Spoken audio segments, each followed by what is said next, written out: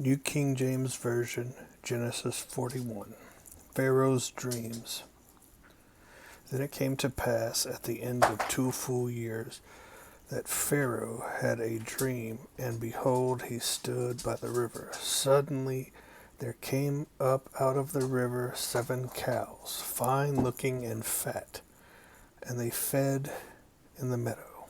Then behold, 7 other cows came up after them out of the river, ugly and gaunt, and stood by the other cows on the bank of the river. And the ugly and gaunt cows ate up the 7 fine looking and fat cows. So Pharaoh awoke.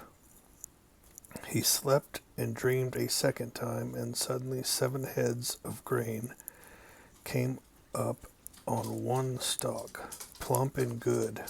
Then behold, 7 thin heads, blighted by the east wind, sprang up after them. And after the 7 thin heads devoured the 7 plump and full heads. So Pharaoh awoke, and indeed it was a dream. Now it came to pass in the morning that his spirit was troubled, and he sent and called for all the magicians of Egypt and all its wise men. And Pharaoh told them his dreams, but there was no one who could interpret them for Pharaoh. Then the chief butler spoke to Pharaoh, saying, I remember my faults this day, when Pharaoh was angry with his servants, and put me in custody in the house of the captain of the guard, both me and the chief baker. We each had a dream in one night, he and I. Each of us dreamed according to the interpretation of his own dream. Now there was a young Hebrew man with us there, a servant of the captain of the guard, and we told him, and he interpreted our dreams for us. To each man he interpreted according to his own dream. And it came to pass just as he interpreted for us. So it happened. He restored me to my office, and he hanged him. Then Pharaoh sent and called Joseph, and they brought him quickly out of the dungeon. And he shaved, changed his clothes, and came to Pharaoh. And Pharaoh said to Joseph, I have had a dream, and there is no one who can interpret it. But I have heard it said of you that you can understand a dream and interpret it. So Joseph answered Pharaoh, saying, It is not in me. God will give Pharaoh an answer of peace. Then Pharaoh said to Joseph, Behold, in my dream I stood on the bank of the river. Suddenly 7 cows came up out of the river, fine looking and fat, and they fed in the meadow. Then behold, 7 other cows came up after them, poor and very ugly and gaunt, such ugliness as I have never seen in all the land of Egypt.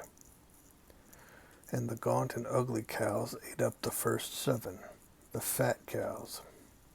When they had eaten them up, no one would have known that they had eaten them, for they were just as ugly as at the beginning. So I awoke. Also, I saw in my dream, and suddenly 7 heads came up on one stalk, full and good. Then behold, 7 heads withered, thin and blighted by the east wind, sprang up after them. And the thin heads devoured the 7 good heads. So I told this to the magicians, but there was no one who could explain it to me.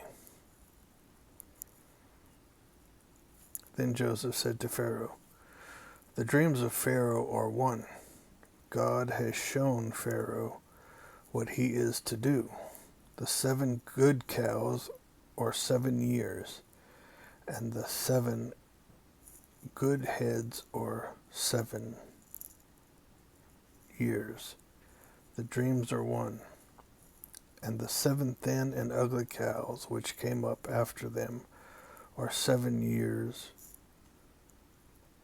and the 7 empty heads blighted by the east wind are 7 years of famine. This is the thing which I have spoken to Pharaoh. God has shown Pharaoh what he is about to do. Indeed, 7 years of great plenty will come through all the land of Egypt. But after them 7 years of famine will arise, and all the plenty will be forgotten in the land of Egypt. And the famine will deplete the land, so the plenty will not be known in the land because of the famine following, for it will be very severe. And the dream was repeated to Pharaoh twice, because the thing is established by God, and God will shortly bring it to pass. Now therefore, let Pharaoh select a discerning and wise man, and set him over the land of Egypt. Let Pharaoh do this, and let him appoint officers over the land to collect 1/5 of the produce of the land of Egypt in the 7 plentiful years, and let them gather all the food of those good years that are coming, and store up grain under the authority of Pharaoh, and let them keep food in the cities. Then that food shall be as a reserve for the land for the 7 years of famine, which shall be in the land of Egypt, that the land may not perish during the famine. Joseph's rise to power.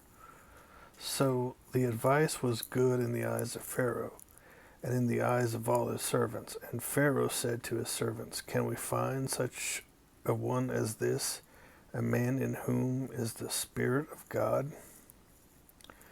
Then Pharaoh said to Joseph, Inasmuch as God has shown you all this, there is no one as discerning and wise as you. You shall be over my house, and all my people shall be ruled according to your word. Only in regard to the throne will I be greater than you. And Pharaoh said to Joseph, See, I have set you over all the land of Egypt. Then Pharaoh took his signet ring off his hand and put it on Joseph's hand. And he clothed him in garments of fine linen, and put a gold chain around his neck. And he had him ride in the 2nd chariot which he had. And they cried out before him, Bow the knee. So he set him over all the land of Egypt. Pharaoh also said to Joseph, I am Pharaoh, and without your consent no man may lift his hand or foot in all the land of Egypt. And Pharaoh called Joseph's name Zaphnath Paneah, and he gave him as a wife Asenath, the daughter of Potiphar's priest of On. So Joseph went out over all the land of Egypt. Joseph was 30 years old when he stood before Pharaoh, king of Egypt. And Joseph went out from the presence of Pharaoh and went throughout all the land of Egypt. Now in the 7 plentiful years the ground brought forth abundantly. So he gathered up all the food of the 7 years which were in the land of Egypt, and laid up the food in the cities. He laid up in every city the food of the fields which surrounded them.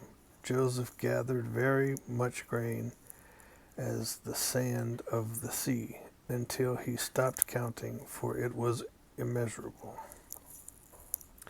And to Joseph were born 2 sons before the years of the famine came, which Asenath, the daughter of Potiphar's priest of On, bore to him. Joseph called the name of the firstborn Manasseh, for God has made me forget all my toil and all my father's house. And the name of the second he called Ephraim, for God has caused me to be fruitful in the land of my affliction. Then the 7 years of plenty which were in the land of Egypt ended, and the 7 years of famine began to come. As Joseph had said, the famine was in all lands, but in all the land of Egypt there was bread. So when all the land of Egypt was famished, the people cried to Pharaoh for bread. Then Pharaoh said to all the Egyptians, "Go to Joseph. Whatever he says to you, do." The famine was over all the face of the earth, and Joseph opened all the storehouses and sold to the Egyptians, and the famine became severe in the land of Egypt. So all countries came to Joseph in Egypt to buy grain, because the famine was severe in all lands.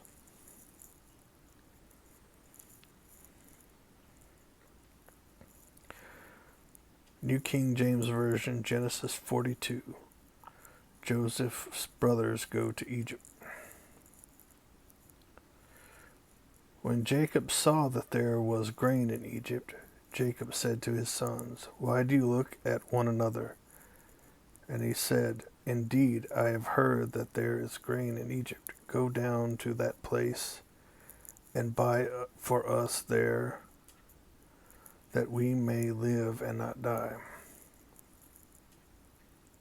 So Joseph's 10 brothers went down to buy grain in Egypt, but Jacob did not send Joseph's brother Benjamin with his brothers, for he said, "Lest some calamity befall him." And the sons of Israel went to buy grain among those who journeyed, for the famine in the land of Canaan was in the land of Canaan.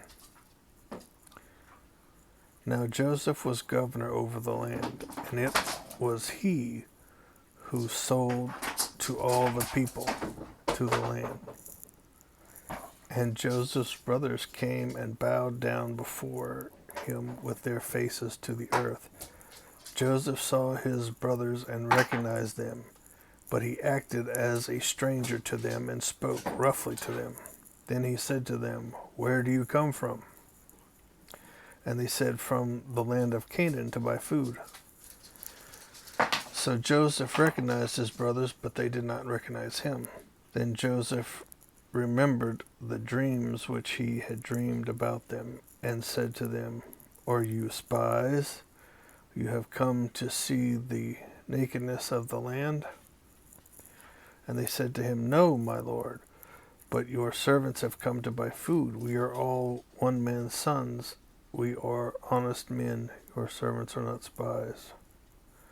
But he said to them, "No, but you have come to see the nakedness of the land." And they said, "Your servants are 12 brothers, the sons of one man in the land of Canaan. And in fact, the youngest is with our father today, but one is no more." But Joseph said to them, It is as I spoke to you, saying, You are spies. In this manner you shall be tested. By the life of Pharaoh, you shall not leave this place unless your youngest brother comes here. Send one of you and let him bring your brother, and you shall be kept in prison, that your words may be tested to see whether there is any truth in you, or else by the life of Pharaoh, surely you are spies. So he put them all together in prison 3 days. Then Joseph said to them the 3rd day, "Do this and live, for I fear God. If you are honest men, let one of your brothers be confined to your prison house, but you go and carry grain for the famine of your houses, and bring your youngest brother to me, so your words will be verified, and you shall not die."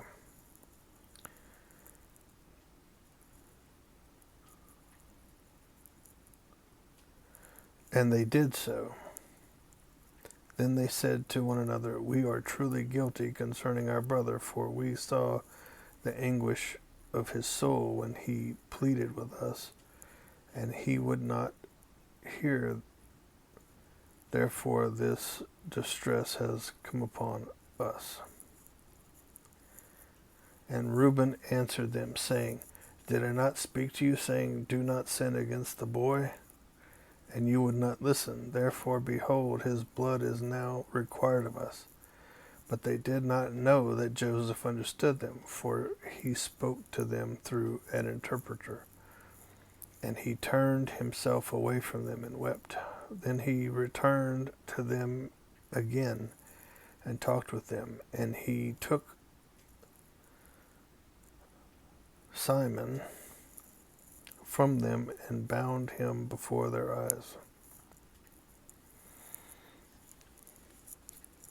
The brothers returned to Canaan. Then Joseph gave a command to fill their sacks with grain, to restore every man's money to his sack, and to give them provisions for the journey. Thus he did for them. So they loaded their donkeys with the grain and departed from there. But as one of them opened his sack to give his donkey feed at the encampment, he saw his money, and there it was in the mouth of the sack. So he said to his brothers, My money has been restored, and there it is in my sack. Then their hearts failed them, and they were afraid, saying to one another, What is this that God has done to us? Then they went to Jacob, their father, in the land of Canaan, and told him all that had happened to them, saying, The man who is Lord of the land spoke roughly to us, and took us for spies of the country. But we said to him, We are honest men, we are not spies. We are 12 brothers, sons of our father. One is no more, and the youngest is with our father this day in the land of Canaan. Then the man, the lord of the country, said to us, By this I will know that you are honest men. Leave one of your brothers here with me. Take food for your famine, for the famine of your households, and be gone, and bring your youngest brother to me, so I shall know that you are not spies, but that you are honest men. I will grant your brother to you, and you may trade in the land. Then it happened as they emptied their sacks that surprisingly each man's bundle of money was in his sack. And when they and their father saw the bundles of money, they were afraid. And Jacob, their father, said to them, You have bereaved me. Joseph is no more.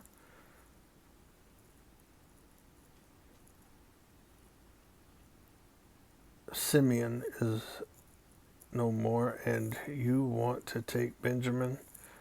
All these things are against me.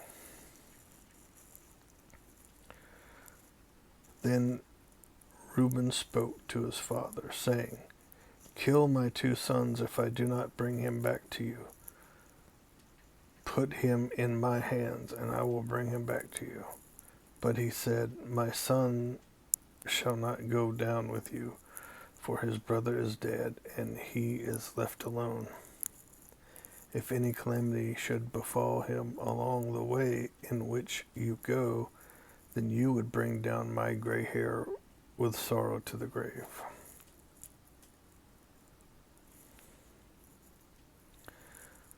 New King James Version, Genesis 43. Joseph's brothers return with Benjamin. Now the famine was severe in the land, and it came to pass, when they had eaten up all the grain which they had brought from Egypt, that their father said to them, Go back, buy us a little food. But Judah spoke to him, saying, The man solemnly warned us, saying, You shall not see my face unless your brother is with you. If you send our brother with us, we will go down and buy you food. But if you will not send him, we will not go down. For the man said to us, You shall not see my face unless your brother is with you.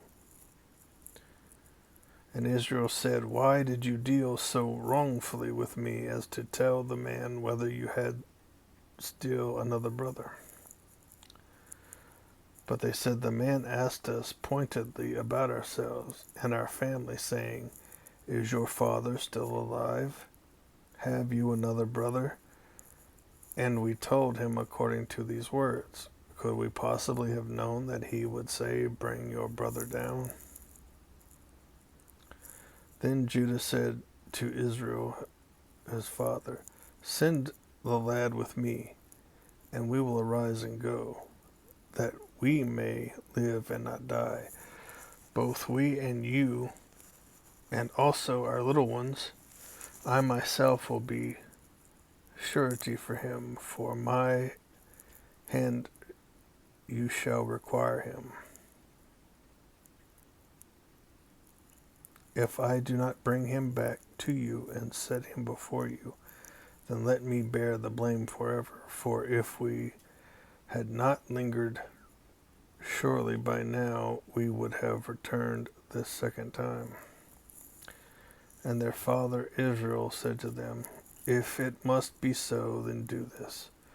Take some of the best fruits of the land in your vessels and carry down a present for the man, a little balm and a little honey, spices and myrrh, pistachio nuts and almonds. Take double money in your hand, and take back in your hand the money that was returned in the mouth of your sacks. Perhaps it was an oversight. Take your brother also, and arise, go back to the man.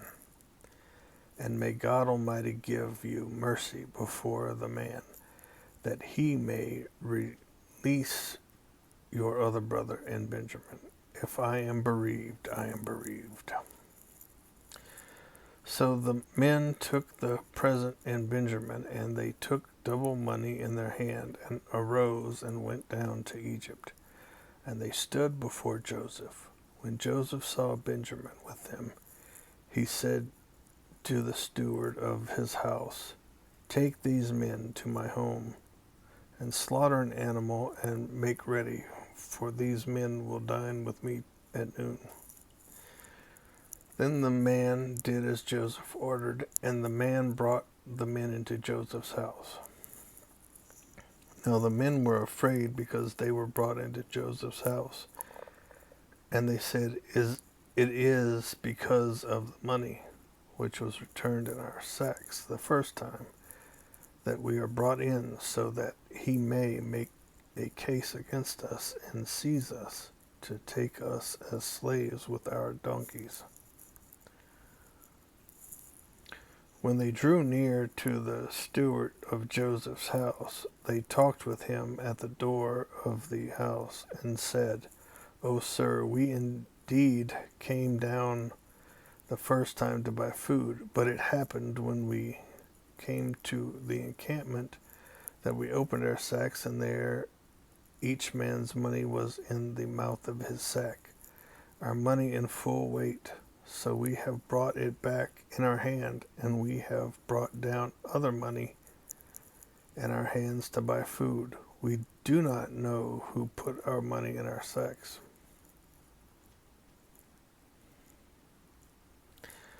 But he said, Peace be with you. Do not be afraid. Your God and the God of your father has given you treasure in your sacks. I had your money. Then he brought Simeon out to them. So the man brought the men into Joseph's house and gave them water, and they washed their feet, and he gave their donkeys feed. Then they made the present ready for Joseph's coming at noon, for they heard that they would eat bread there. And when Joseph came home, they brought him the present which was in their hand into the house, and bowed down before him to the earth. Then he asked them about their well-being, and said, Is your father well, the old man of whom you spoke? Is he still alive? And they answered, Your servant our father is in good health. He is still alive. And they bowed their heads down and prostrated themselves. Then he lifted his eyes and saw his brother Benjamin, his mother's son, and said, Is this your younger brother of whom you spoke to me? And he said, God be gracious to you, my son. Now his heart yearned for his brother. So Joseph made haste and sought somewhere to weep. And he went into his chamber and wept there. Then he washed his face and came out. And he restrained himself and said, Serve the bread. So they set him a place by himself, and them by themselves, and the Egyptians who ate with him by themselves, because the Egyptians could not eat food with the Hebrews, for that is an abomination to the Egyptians. And they set before him the firstborn according to his birthright, and the youngest according to his youth. And the men looked in astonishment at one another. Then he took servings to them from before him, but Benjamin's serving was 5 times as much as any of theirs. So they drank and were merry with him.